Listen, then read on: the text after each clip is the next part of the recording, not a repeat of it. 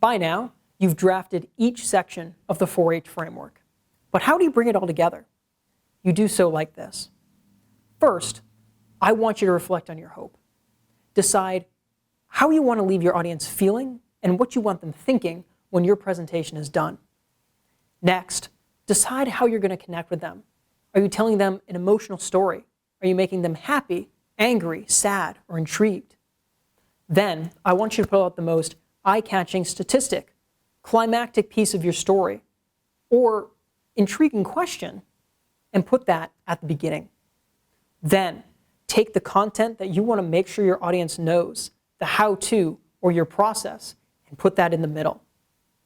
So when you repeat it back as a presentation, it will open with headline, go through the head portion, end with your hope, but all of that has an emotional piece to it from the heart. All right, the time has come. Now that you've drafted all of the pieces of the 4-H framework, I want you to put them together in one cohesive 1-minute pitch.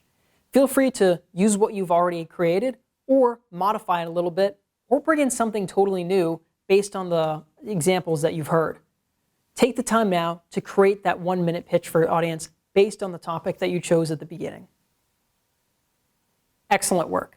You've just created a 1-minute pitch for your chosen topic. Now it's time to test it on an audience. Select one or multiple people to go and present to.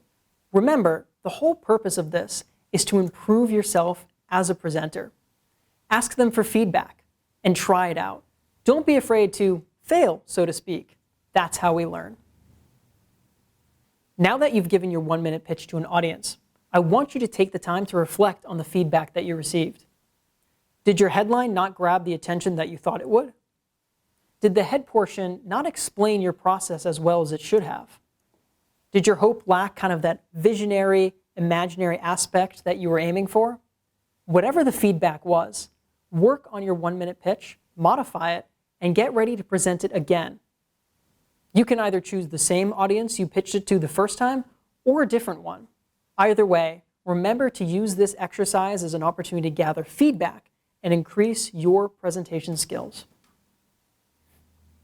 Before we go, I want to share with you 6 tips and strategies that you can use to make your presentations even more impactful. First, tell it like a story. As I mentioned earlier, stories are great ways to connect with your audience through emotion.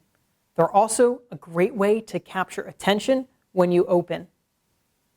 Next, make sure your headline is bold. They say if you don't capture your audience's attention in the first 10 seconds of your talk, you're going to lose them. I can't tell you how true this is. Third, make sure what you're presenting is relevant to your audience and present it in a way that everyone there can understand.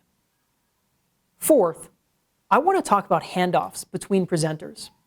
Many times when you're presenting as a student or even in the work world, you're going to be presenting as a team. You're going to need to hand off who's speaking from one person to another. I like to encourage students to split their team up. Have one presenter on one side of the screen and the others waiting on the opposite side. The one presenter who's speaking is alone and the audience can focus on them and not see the other presenters sitting there twiddling their thumbs waiting to go next.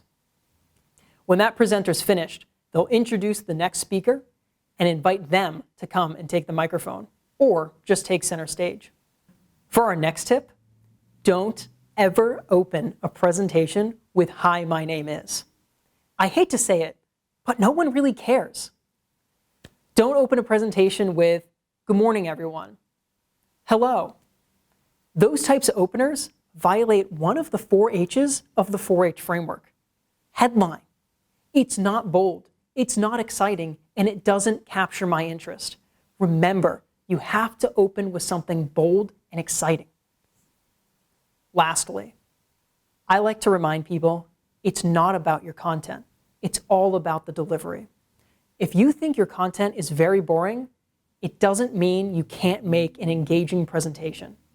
Remember, engaging the heart component, engaging that delivery is how you can still create a vision for your audience, spur them to action, and get them to walk away feeling like you really told them something amazing.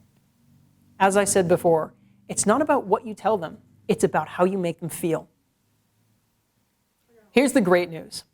You now have a 1-minute pitch on your chosen topic that you can continue to evolve and modify based on feedback you receive from an audience.